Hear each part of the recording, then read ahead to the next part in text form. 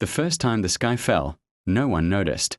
It happened quietly above the fishing town of Alara, where the ocean usually swallowed every strange thing without complaint. A thin silver line opened across the morning blue, as if someone had pressed a blade into the horizon and drawn it slowly east to west. The fishermen argued about bait. The market women shouted over tomatoes. Children chased a tire down a sandy road. Only Simi looked up. She was 16 and carried grief the way other girls carried water, balanced, careful, determined not to spill. Since her father's boat had not returned the previous harmattan, she had developed a habit of studying the sky, as though it might apologize. The silver line widened.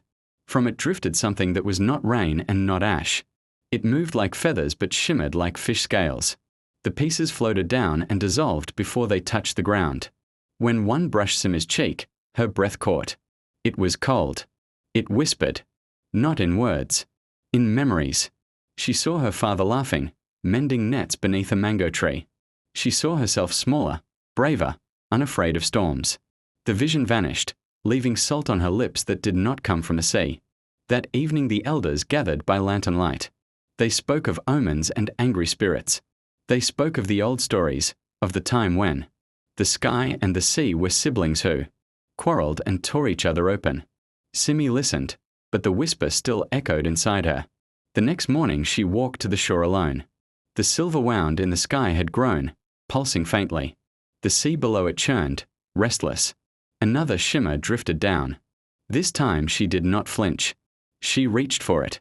The whisper became clear. Return what was taken. The ocean surged, striking her calves. Fear rose in her throat, but something steadier anchored her feet. She thought of her father's boat, of all the names the sea had swallowed. She stepped forward. Give them back, she said, voice trembling yet sharp as coral. The water stilled. From the deep came shapes, boats long missing, nets tangled but whole. And among them, a single figure clinging to driftwood, eyes wide with disbelief. Her father coughed brine and called her name. Behind him, others emerged. Blinking at sunlight they thought they would never see again. The silver tear in the sky narrowed, stitching itself closed as if satisfied.